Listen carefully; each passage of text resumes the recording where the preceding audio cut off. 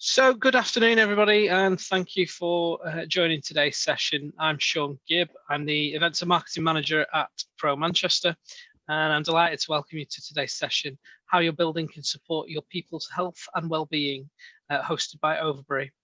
Today's session is presented by Joe Croft, Head of Environmental and Sustainability, and it will be introduced by Philip Westwood, Director. Following today's session, I'll send out a post-event email, which will contain any post-event collateral, links to where you can find out about other Pro Manchester events, and you can check out the Pro Manchester YouTube channel for some sessions you may have missed or you want to watch back. Hit the subscribe button when you're in there to stay up to date. This email will also contain our feedback form. If you could please fill this in, it really is helpful to help us to continue to improve our offerings and provide consistently great content. It's also a place for you to suggest your ideas for what you'd like to see on future webinars. So please do, it really is helpful. Just a couple of pieces of housekeeping. Please be aware that this session is being recorded. Feel free to use the chat function to ask any questions, make any comments, observations. Please keep your microphones on mute for the time being. So without further ado, I will hand you over to Philip. Great, thank you, Sean, and good afternoon, everybody. Thank you for joining us. Not much from me, really, just to say that Joe and myself work for Overbury. We are fit out and refurbishment specialists based across the UK. We're speaking out of our Manchester office, which is top of Market Street and Spring Gardens. The reason we've decided that we thought this would be of interest is well-being of people in a workplace environment has become really important and high on the agenda of occupiers over the past 3 to 4 years. And with the scenario that we are currently in, we feel that is an ever important part of a refurbishment or a move for a potential occupier. So with that, I'll pass you over to Dr. Joe Croft, who heads up our wellbeing team. Thanks, Philip. Can everyone hear me okay? Can you hear me okay? Yeah. Okay. Thanks, Philip. Thanks ever so much for having me. Yes, my name is Joe Croft. I head up sustainability team at Overbury. I hope this will be a useful session. Please do chip in with questions as we go. I don't think there's so many that it would become a disjointed session. So I think it'll be a better session if you've got questions. Don't feel like you need to wait till the end. If you ask a question that I'm going to cover later, I'll say so. But yeah, please do engage. In terms of what I'd like to talk about today, so initially at its most basic, an effort to define well-being, and spoiler alert, I very much don't. Then why is this coming up? What are clients wanting to achieve? Some of the research, I think ultimately that's what clients are seeing, and that's where the drive's come from, and hopefully that you'll see some of that's quite compelling. And that's why things have moved in this area over the last few years quite significantly. Some key issues to talk about. I am briefly going to talk about the specific certifications available from a wellbeing space point of view. I'm not going to go into detail of those. If anyone would like to talk to me afterwards, happy to go into more detail about those.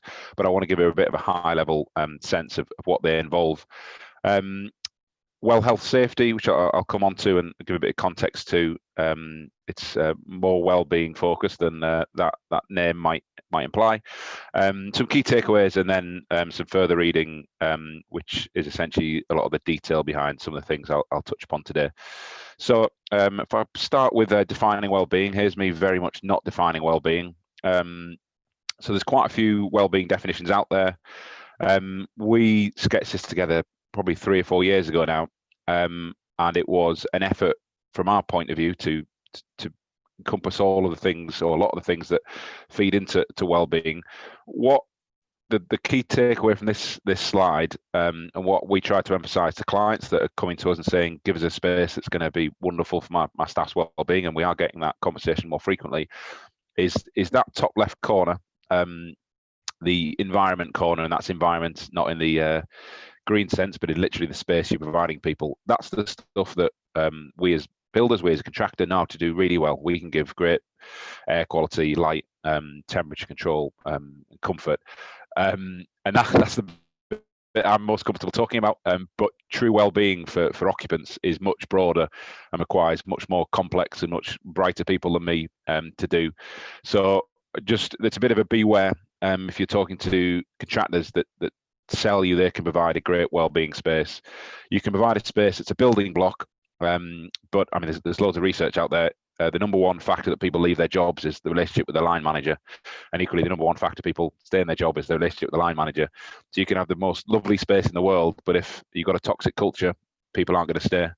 And equally, you can have a pretty ropey space, but if you've got a great culture, people will help. That said, if you have a great space, and I'll come on to some of the research, you'll see there's some real benefits to be had. So I'm going to predominantly stay in the top left corner this afternoon, but that's not at all to diminish the significance of psychological elements, social elements, physical elements that are really fundamental to well-being. But it's just to understand well-being is much bigger than just the space you give people. So I hope that made sense as a concept. Okay, what do clients want to achieve? I spoke at the BRE Healthy Buildings Conference, it's probably 4 years ago now, and there was a big discussion about whether this was a Cat A or Cat B issue. Sorry, if it's a landlord or occupant issue, and you had landlords saying this is really for occupiers to take their space and make it great from a wellbeing perspective, and you had occupants saying, well, really, we need landlords to give us spaces that we can do that with.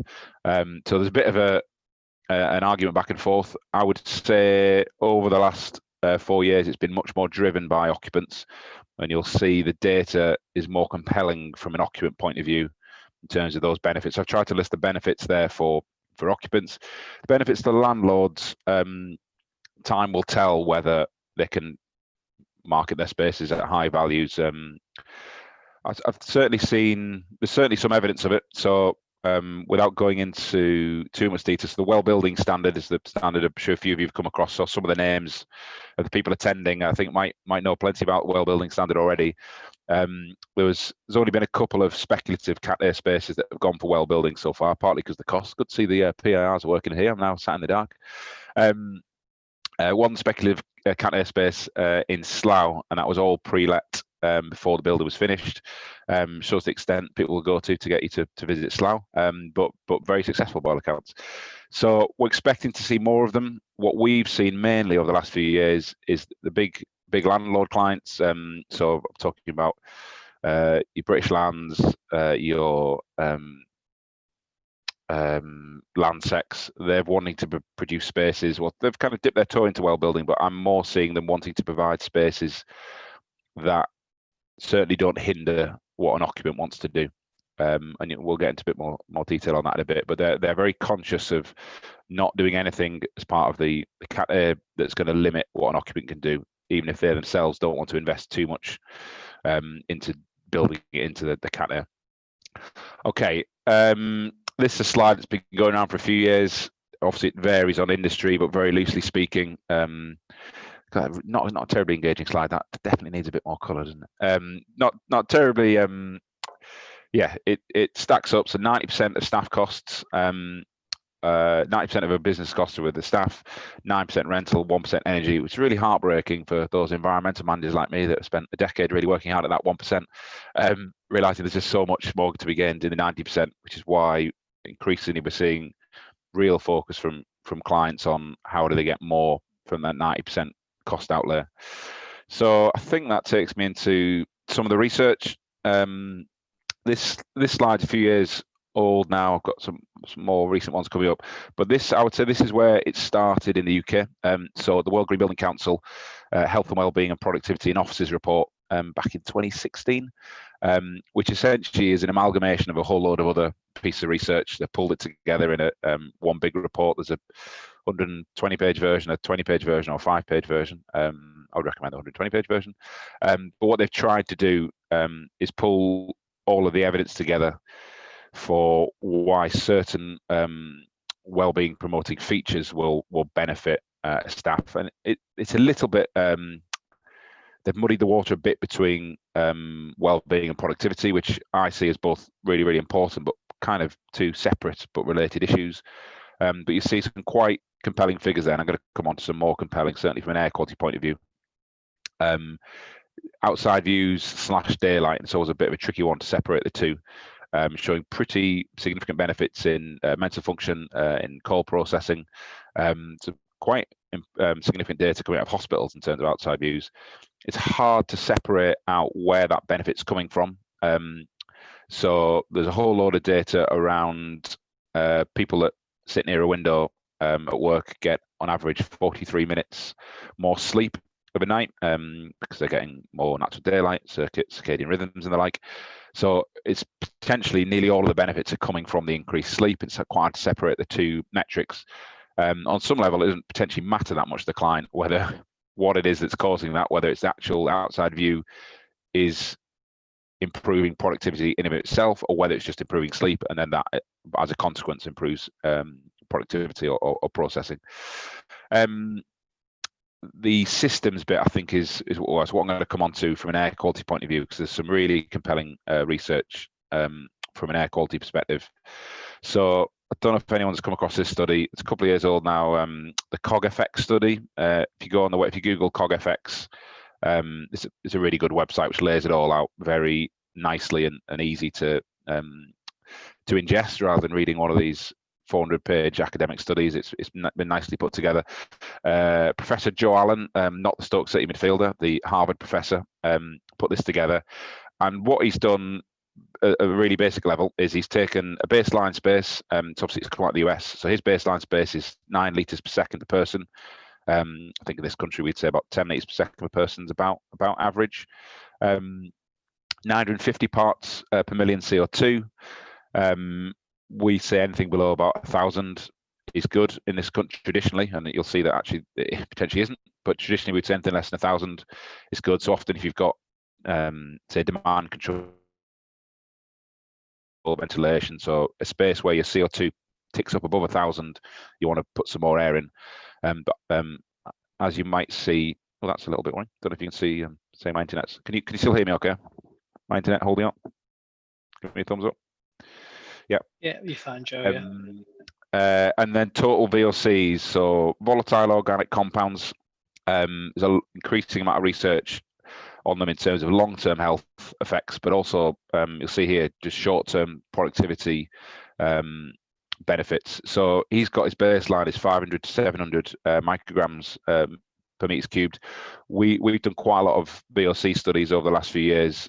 I would say that if anything, that's a bit better than what you get in the UK as standard. And then what Joe Allen's done is he's done an enhanced version, which is your first green column there, which is just your lower VOCs, and then the dark green on the right is your lower VOCs and your improved ventilation rates. The ventilation rates he's quoting here is 18 litres per second per person, which is much bigger than what you get in the UK traditionally. Traditionally, you're at 10, and then if you're using something like SCAR, then good practice is 12 litres per second per person. I've never worked on a job, I'm sure someone on here will say they have, that's done 18 litres per second per person, because traditionally it's been seen as diminishing returns. You've got enough fresh air coming into a space quickly enough that you can have good air.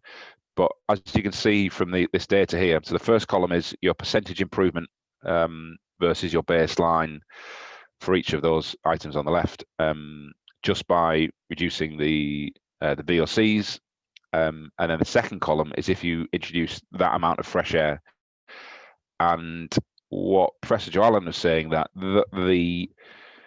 particularly, so what he's done, rather than measure, what he was trying to do, rather than measure just base productivity, which in years gone by, in more kind of an industrial age, just how many objects you're producing of a space is useful.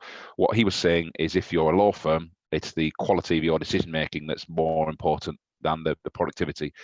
And he was saying that on the back of this research, in the US, law firms were increasingly keen on maximizing this fresh air rate because they think the evidence is pretty compelling. We've all been in meetings where right at the end of a meeting, when you've all been in the room for too long and you all start to feel a bit tired, that's usually your CO2. Traditionally, I would say it's your CO2 ticking above 1,000 parts per million. But Professor Jarland would say if you're 950 is poor, and you're seeing major cognitive improvements when you're down at below 600. So his study actually it's essentially he's got them doing a computer game which kind of simulates a crisis in a town and sees how they respond to crisis situations, how they make better decisions, how they compute the information more quickly. And I mean, I think I'd really recommend looking at the cog effect study. I think it's pretty compelling from both a fresh air rate and a VOC rate that this needs. Well, there's just major benefits for companies to do this. In terms of doing that in practical terms, you fit out. If I treat them individually, your VOCs and then your fresh air rates, VOCs increasingly a lot of suppliers are aware of them. There's a lot of VOC testing goes on. We increasingly do VOC tests at the end of projects, and absolutely, if you're really careful about how you specify and how you think about what putting in, particularly in things like soft flooring and furniture, is the bane of my life on this. Furniture people they make such beautiful bits of furniture, they then don't seem to think they need to do anything else because their furniture is that beautiful. But yeah, you absolutely can bring that number right down with careful specification. And then the CO2 rates, ultimately, if you want to do 18 litres per second per person, which we've not done, I mean, it's just all about how much space you've got for plant, and how much essentially money and space the client's willing to give over to generate that amount of fresh air. What I would say is that the report doesn't seem to suggest there's a kind of biting point where you get those big lifts. It's a fairly linear improvement. So just the more fresh air you can give to a space, the better for people's decision making. And that would have been a shorter way of summarising that, wouldn't it? So yeah, VOCs and fresh air, absolutely fundamental. Do look at those studies. Okay, in terms of client wellbeing options, it's most fundamental. You've got these 3 certifications, which I'll talk about briefly. There's this getting well or fit well ready, which is not an official thing, but that's what I was talking about with the landlords wanting to make sure that a space is well ready. So an occupant could come in and choose to do well, and there's nothing about the base build that would limit them from achieving said certification.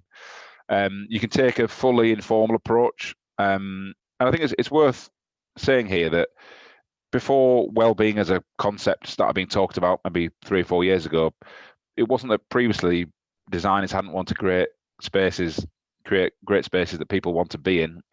We've always wanted to create spaces that appeal to people. It's just that there's a bit more science behind some of these things, and some quite compelling science for some of the things that'll be a bit less visual.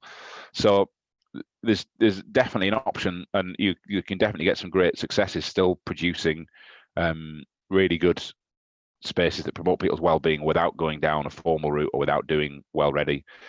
We've done a lot of work with our designers, both MEP and particularly on more the architectural side, to get them to understand how decisions they make will ultimately impact occupants' well-being. So, for example, you've already seen this. Until relatively recently, if you've got one floor pretty high up in a building and all your nice views are on the perimeter, you'd put all your nice meeting rooms on your perimeter, and you'd put your staff somewhere towards the core. And over time, not altogether, but over time, because of the data, people realise it's much more important to use that daylight on the staff that are going to be sat there all the time. So you put your staff near the perimeter, and you put your meeting rooms in the middle-ish. There's obviously there's times when that's not possible, or there's a bit of a mixture of the two. But daylight's so important. That's a good example of something designers can easily do, which will create well-being for a space. And then, of course, the fourth option is ignore it and hope it all goes away. And sadly, that is still an option. And we do have some clients that just aren't interested in it. And that's their prerogative. And I think they're going to get some poor returns from their staff as a result. but yeah, it's not a priority, and there's pros and cons to all these things. So let's go back to point number one, the formal certification route. As I say, I'm not going to talk about these three in detail, but just very briefly, the Wellbuilding standard, that is clearly the market leader. That's come out of the US about 4 years ago. We're pretty heavily involved in its kind of move over to the UK.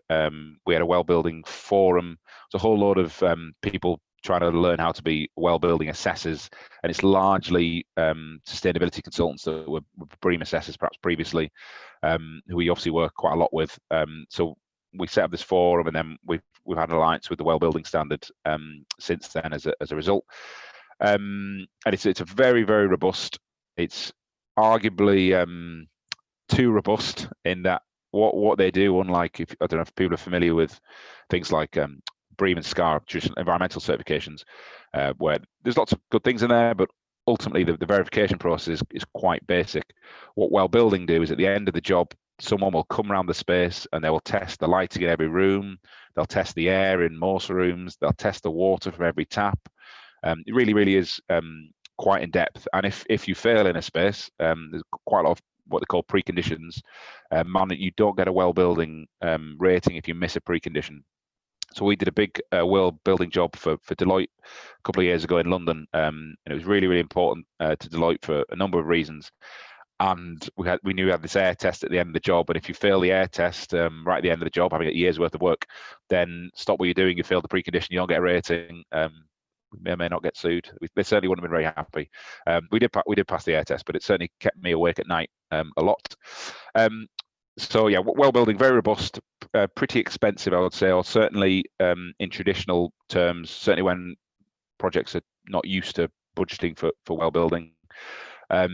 What I would say is if the conversation is about the CapEx budget, then it might seem like a big amount of money, but as I was showing the data there on staff, if you can get that conversation into your HR budget, into your people budget, then Wellbuilding, and they like to quote this often, they think a Wellbuilding certification is about the equivalent of providing members of staff a cup of coffee each day over the course of a year. So about your coffee budget. So not nothing, but they would say if it's in that person budget, suddenly it doesn't seem that large.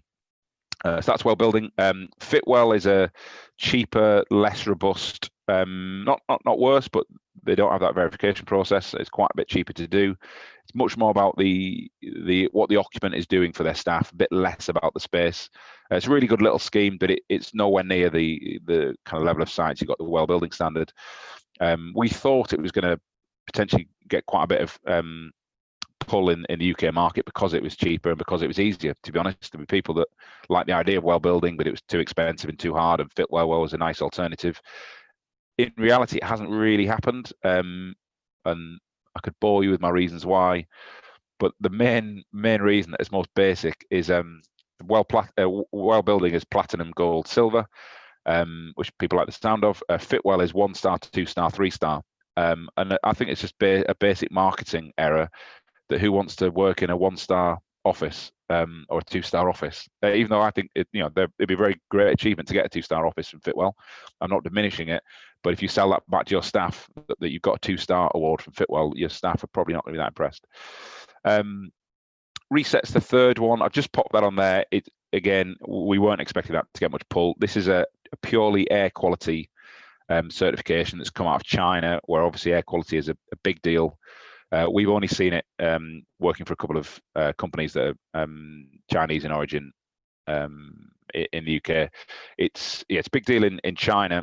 Reset, essentially, you've got a lot of air quality sensors in your space that upload live air quality data to the cloud, and if you stay above a threshold enough of the time, you maintain your certification, and if your air quality goes down too much, it goes down. But apparently, if you walk up a street in Shanghai, there'll be a reset badge in a coffee shop, and you'll choose that coffee shop over the coffee shop that doesn't have a reset badge, apparently.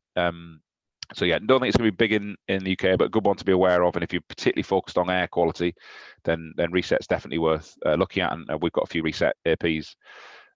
Including the wonderful Jonathan Bowman in Manchester, who will bore you to death about reset if you give him the chance.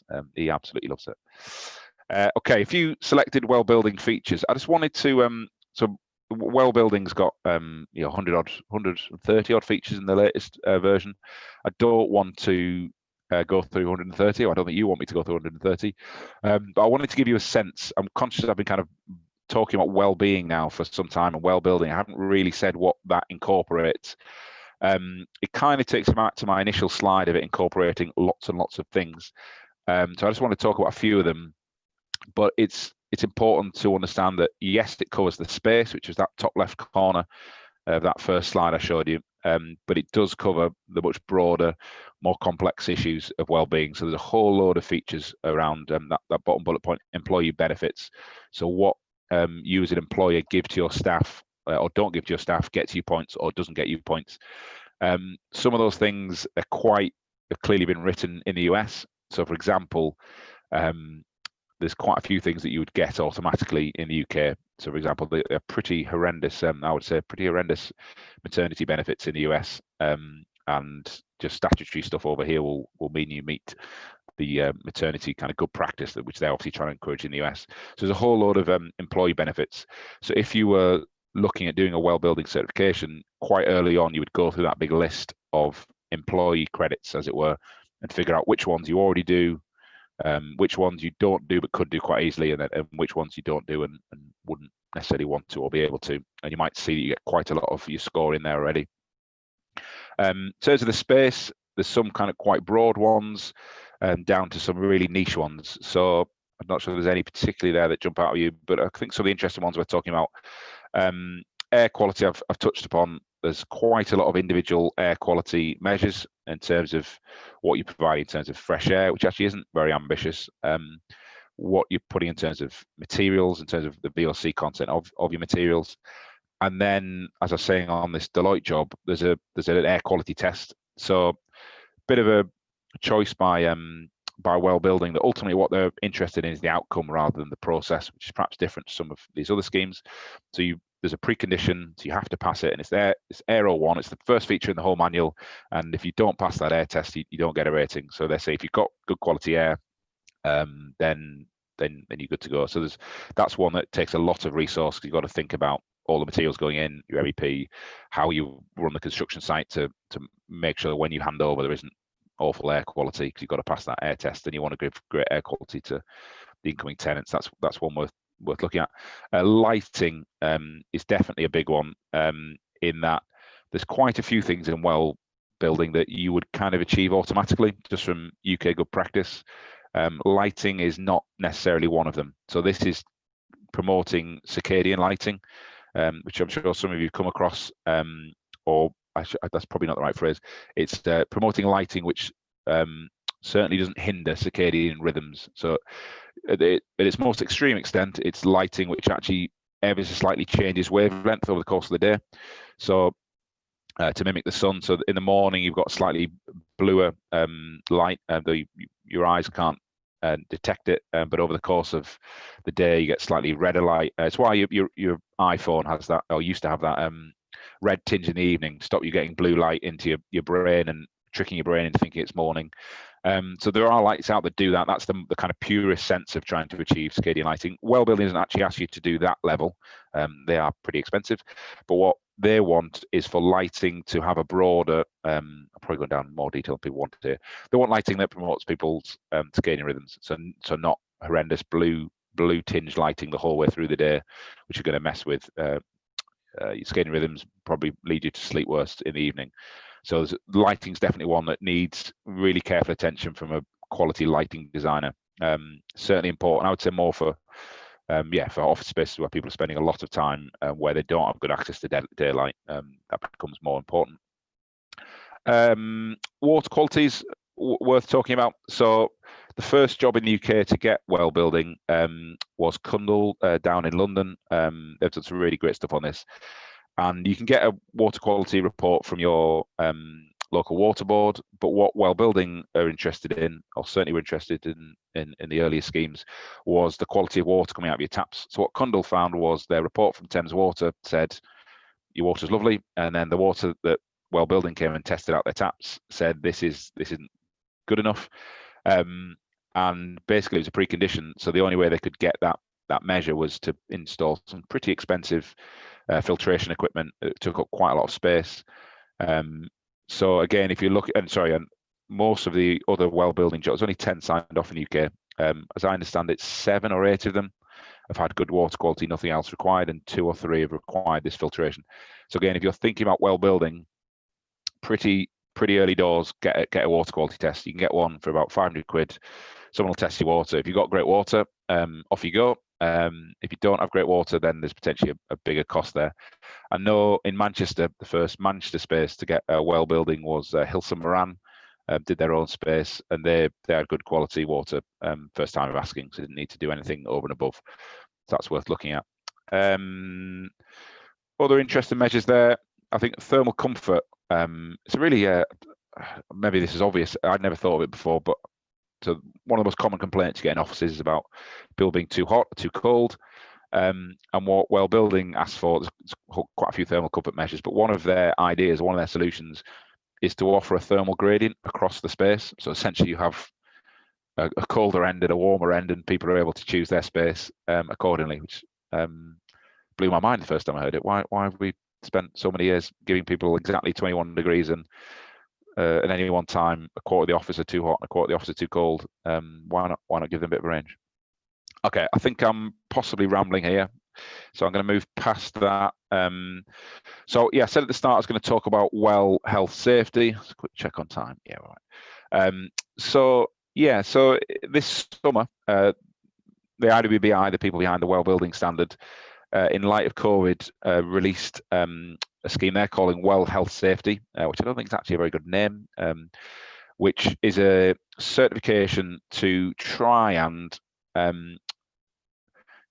represent robust scientific good practice for a space in terms of being, and they're a bit careful about the language, they don't want it to be COVID specific. They're saying kind of pandemic ready or emergency ready, but it's clearly been written very much with COVID in mind.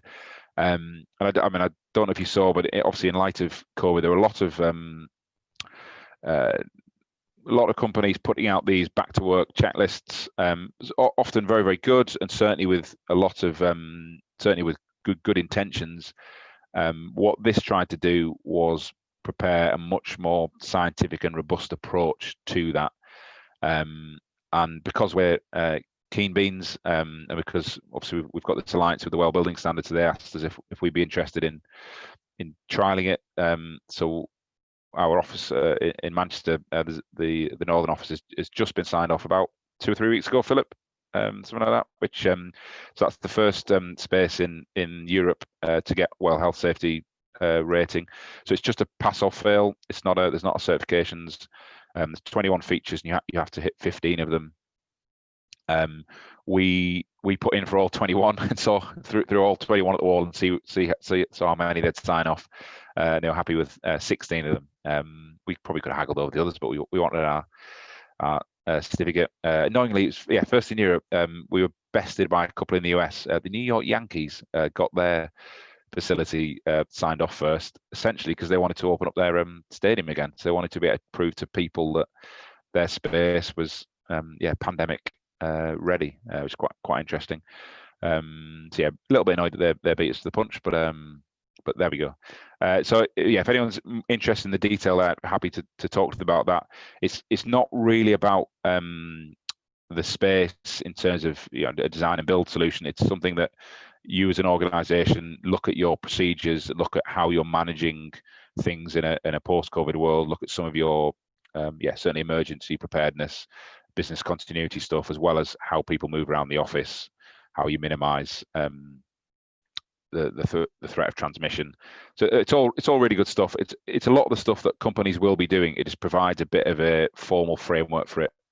When we did it, a lot of the things in there we'd already done as a business. We just hadn't done them to the level of detail and frankly the level of quality that certification required. So it was quite a useful thing for us to really interrogate whether what we'd done was just okay or really kind of as good as it absolutely could be. So yeah, we thought that was a really good process. I'd certainly recommend it to others.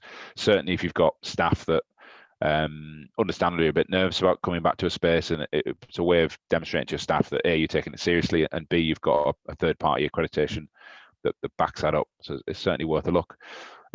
We've certainly had quite a bit of interest from clients. There are obviously lots of clients thinking about how they're going to get their staff back into the space in a way that people feel comfortable. They don't.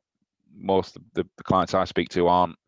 With very good intentions, they want to get people back into their space for people's mental health, and obviously for the business to continue, they want to get people back in. So they're looking at what they can do with their space to attract people, and this is one of the things that quite a few people are considering or working towards. There's a nice picture of our lovely office in Manchester. Does it show any of the lovely things we implemented? It's just a lovely picture of the office. There's a lot of nice signage in there now. Okay, few key takeaways. So understand the aims and what you want to achieve or what your client wants to achieve. If you're going full certification, that's going to require a much higher level of detail. If you just want a space that you think is going to promote people's well-being, then there's quite a few documents out there. We've got a nice kind of well-being checklist which you can just use as a kind of not memory jog, but just thinking about what you could do to your space easily. Full wellbeing certification can't be a bolt-on. If you're already well underway with the design, or you're already with a space, or you already have a space, you want to go and get it certified, you'd be very unlikely to pass, just because these preconditions. Not impossible, but I think it's a pretty high barrier for entry.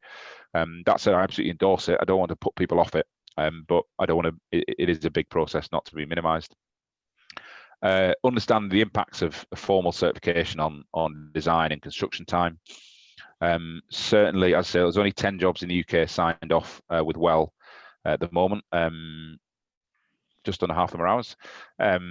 But it does take longer to design. Designers at the moment, as I said, only 10 have been done. So more than likely, a designer won't have done one of these before, and the first few they do take longer. They've got to be so careful about what they specify and how they just think about so many things. Construction time, there's a feature about air flush. So going back to that air quality, there's a point for putting 4,500 meters cubed of air per meter squared of area through the space.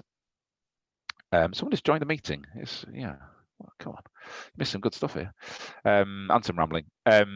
So yeah, the flush out will add construction time on that large Deloitte project I was talking about, which was a very large job. That was at least 3 weeks worth of air flush, and then the JLL job that we did in Manchester, Philip, that was about a week extra flush out, I believe, at the end of the job. Sometimes it's quite a big deal. Obviously, on this occasion, because of COVID, the office was pretty empty, so letting that space flush out was not as much of an issue as if they've been trying to get everyone in immediately. If formal certification is required, get someone on board early. The earlier they are in the process, the less you're chasing points, the less you're throwing money. You can do things much more strategically. You can actually choose things you think are really going to bring value. Obviously, I'd be remiss if I didn't say point knowledgeable contractor. I think that will absolutely add some value. Right. Few further readings. Our sister company, Morgan Lovell, put together a wellbeing checklist that is just a really good, what isn't memory jog, but a good kind of list of things that you can look at for your space. And then the two studies are highlighted: the Wellbuilding Council, Health, Wellbeing, and Productivity in Offices, which references a whole load of more studies, and then the Harvard School of Public Health actually Cog Effects study, which I think is absolutely fantastic. Right, thank you very much. I hope that was not too much of a whirlwind of words. I hope you found some of that interesting. I hope you found all of it interesting, but that might be too ambitious. I hope you found some of it interesting, and appreciate people's time. But I'm available for questions if you wish. But equally, if at this point you need to Scarpa, that's perfectly acceptable. So yeah, I'll open it up now if anyone's got any questions. Hi everyone, feel free to remove yourself from mute and ask Joe any questions.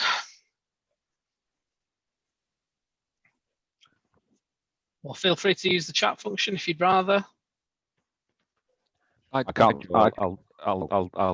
kick off if that's okay. It was really interesting, so don't worry about any concerns about rambling. Certainly from our point of view, found it very interesting. So thank you for that. I was kind of interested. I think the way that you kind of pitched and talked it through, which was absolutely fine, was predominantly around new build. We're seeing a number of clients who have existing portfolios of buildings. So some of the asset managers, investment managers, who are holding, several hundred sort of buildings in, and are starting to get interested in health and well-being for those existing assets.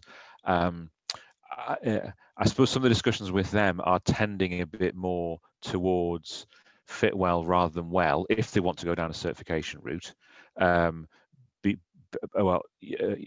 Partly because of some of the things that arguably make it less robust for a new build, make it a bit easier to work with for an existing building, from the fact that that actually it isn't so specific around kind of prerequisites, which you just maybe a non-starter. It does focus a bit more on how the building is managed as well and run, as opposed to sort of how it's kind of put together in the first place. But I just wondered whether you were kind of seeing similar things or not in relation to, is there a kind of potential horses for courses here where well wins the race around new build, but perhaps fit well becomes more significant around existing assets? Thanks, Simon. Yeah, really interesting question. Yeah, certainly. Wasn't supposed to come across too new build focused at all. My expertise is definitely the fit out end of things. You're right. If you're doing a new build, a lot of those things are much easier to do in terms of well building. But when I was talking about well ready, I was talking about landlords that have got large existing buildings that want to, but are doing maybe a big refurb. They're doing a big pulling everything out, starting again. They want to make sure that they're not doing anything as part of that that's going to hinder an incoming occupant.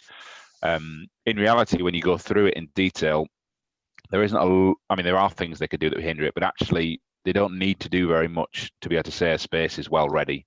But they are very much putting it onto the occupant. I would be recommending to, if you've got clients that are looking at, they're trying to get their cat there, so they want a certificate to sell it, do they? And they're thinking going fit well rather than the well building. There's pros and cons to each. I guess it will be cheaper on fit well. Most clients probably aren't going to be, I'm not doing the service here, but they're not going to understand the subtlety between fit well and well building. They're not going to know that one is more robust than another.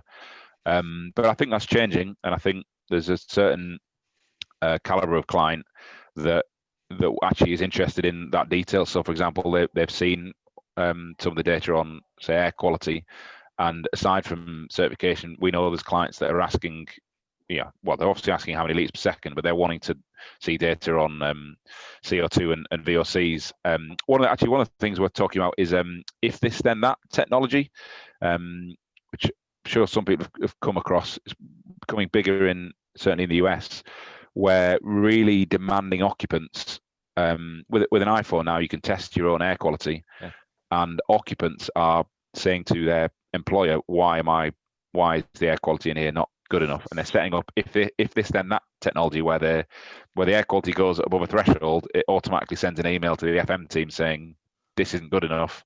So we've had quite a few cat air clients that are worried about, they want to future-proof it. They don't want to do something and then find that the space is going to create too many complaints. So they're conscious, because occupants are going to become more knowledgeable and more demanding. They want to help meet that. But there's certainly, I'm not anti-fit well at all. I don't want to sound fit well's good as well, but it's just different. Horses for courses, I think, as you say.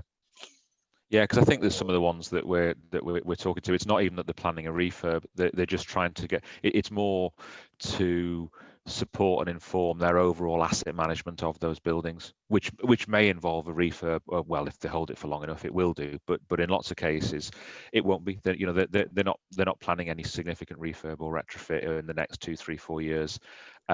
So in those instances, it's more around, largely with the building that we've got. Well, what are the aspects that that work well in supporting health and well-being already, and then within the kind of constraints that we have, clearly if we just when at the point comes we do something really significant to the building, that opens up another scope of opportunity. But before we get there, are there other things that we could and should be doing just as part of our sort of asset management process? I think that point you raised there is really important, in that if you're not doing a fit out, if you're not doing a refurb, then well building is probably impossible for you. Yeah. Whereas you can get fit well with your existing, what you're supplying to the staff. So we've had that quite a few agents who've got spaces they can't let. We've had, particularly down to the M4 corridor, have had us go in there and they want us to essentially help sell their space. So we go in there with our wellbeing check and try and highlight all the good things they are doing. And that's where a few of them have then pursued something like Fitwell, so they've got something to sell to clients. Yeah, that's definitely going on. Okay, thank you. I think the other thing, Joe, excuse me, you might want to touch on is that when we're looking at occupier Cat B fit outs, more often than not, people want our knowledge and best practice rather than wanting to invest necessarily in the full well accreditation, don't they? Yeah, and that's something we're more than happy to support, isn't it? Yeah, absolutely. If anyone's well, I mean, we pretty frequently, as Philip says, the client that's interested in well-being and they certainly want to create a space that's really good for their staff. They probably don't want to go down the full well-building route for a variety of reasons, not least the cost attached. But yeah, it's really important from our point of view that it's not well-building or nothing. We want to create spaces that are really good for people's well-being, regardless. And the badges is kind of neither here nor there. I mean, it obviously does add a level of robustness. But yeah, it shouldn't be it's not a either or issue. You can do it. You should be doing well-being regardless of whether you're going down the badge route. And yeah, absolutely keen to support any client that wants to have that conversation. Certainly.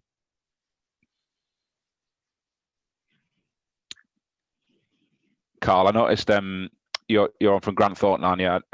We had a lot of conversations with Deloitte. I don't know if this is part of your interested in it, but their whole reason for doing it was not whole, had various, but their big driver was about war for talent, and they thought that the overall cost of this was relatively small in what they thought they would either be able to attract better pick of the grads, but also then retain them for longer. They obviously have pretty high churn rates on grads that come in and get trained up and then leave quickly with a nice Deloitte on their CV. So that was a big driver for them, was to try and improve their retention rate. And their data out of it was pretty compelling that it had done that, the initial data.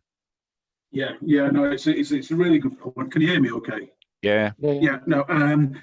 No, war for talent in our sector is massive, and I think I was just interested to come listen along. We've got a lease break in about 15 months, so we're looking around and scratching our heads. COVID sort of slightly put a slight bomb in the middle of that in terms of how big, what things like this around air quality, people's mental health, how often they're going to be in the office. It's just all the things that it's up in the air. So I'm really listening in to get as much information as possible to make an informed decision for something that's going to impact our business in Manchester for the next 15 years if I get it wrong. Yeah. Well, or impact in 15 years if you get it right. Absolutely. Yeah. I'm an accountant. I'm slightly glass half empty.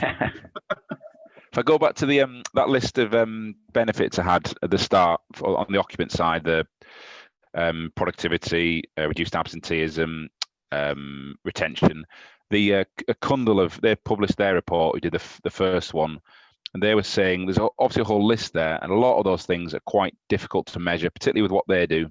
So things like productivity, they were uninterested in measuring it, but they said just on retention rate and absenteeism, which are very easy to measure.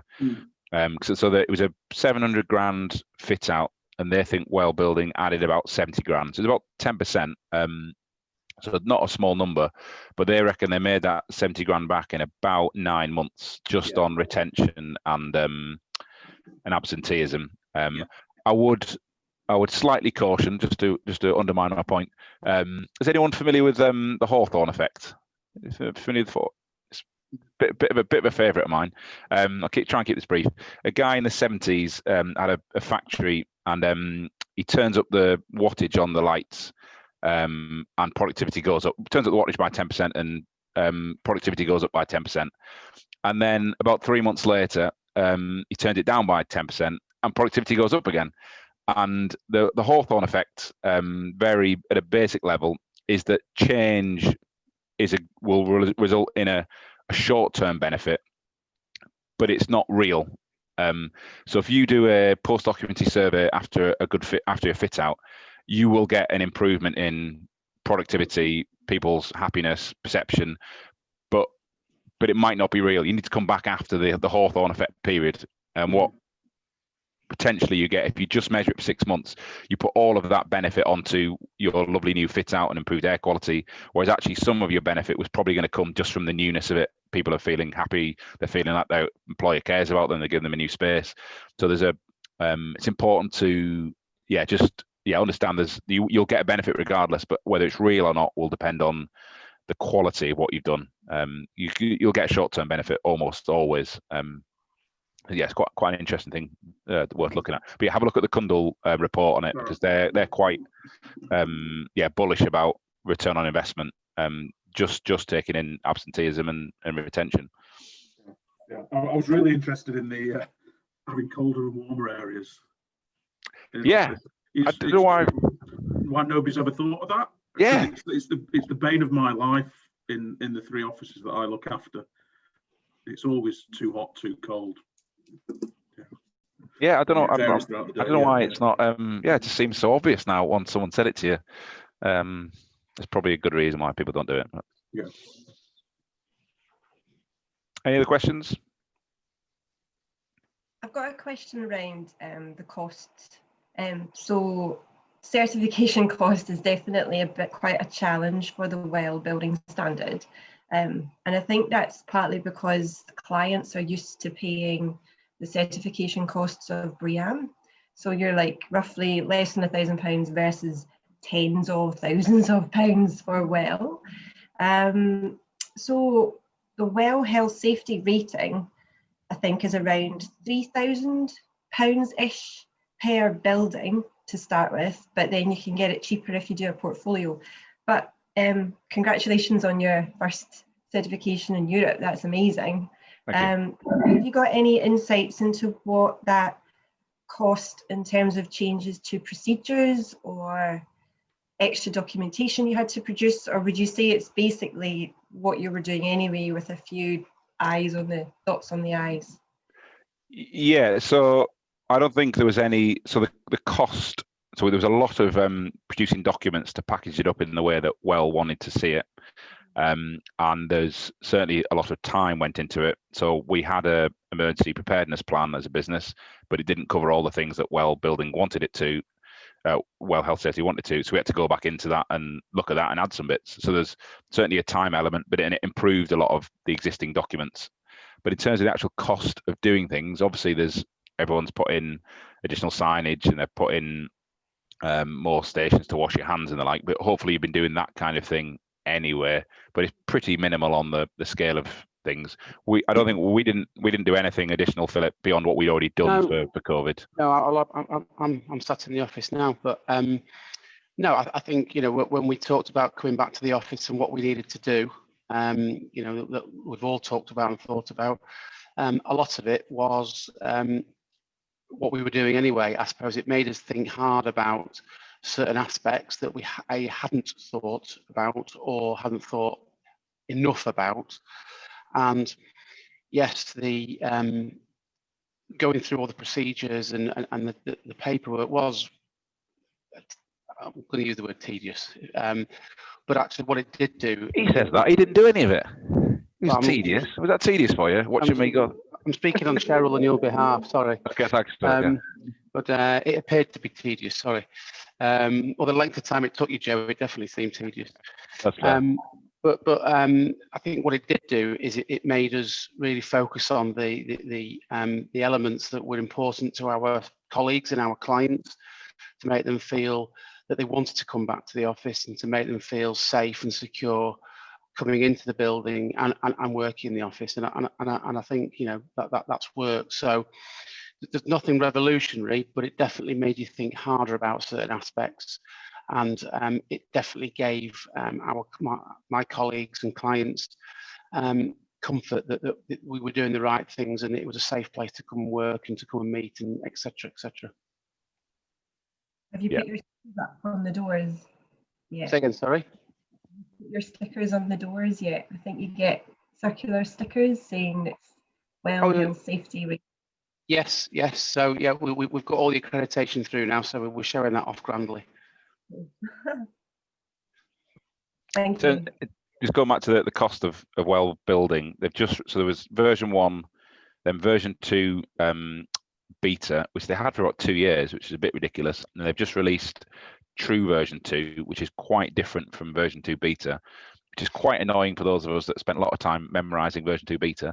But the version 2, it looks like the costs have come down again, so it is cheaper. I don't want to say it's cheap, but compared to the costs you're initially getting, the costs involved are less. Bear in mind the costs of, if you compare it to Bream, say, all someone's doing is coming around. So the number you quoted is how much you paid the BRE, which was your £1,000, but then you'd pay a Bream assessor £10,000-15,000 to be the assessor on it.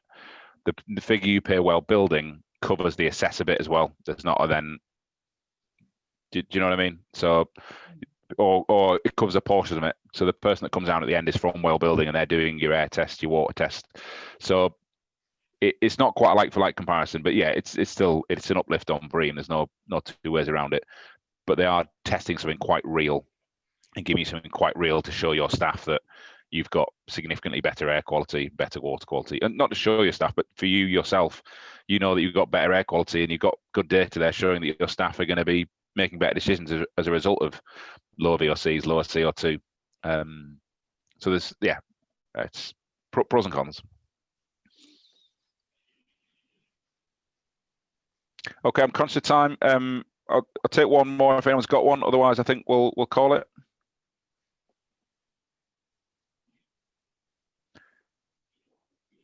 Okay, Sean. Yeah, thank you very much, everyone. Thanks for some really good questions there, and really pleased that you found the session useful. So thank you very much to Joe. Thank you very much to Philip. Thank you very much to everybody. And thank you to all of you for taking the time. So thank you very much, and I'll see you on the next one. Thank you very much. Thanks a lot. Please do get in touch. If you've got any questions, please get in touch. Thanks a lot. Cheers. Thanks. Bye.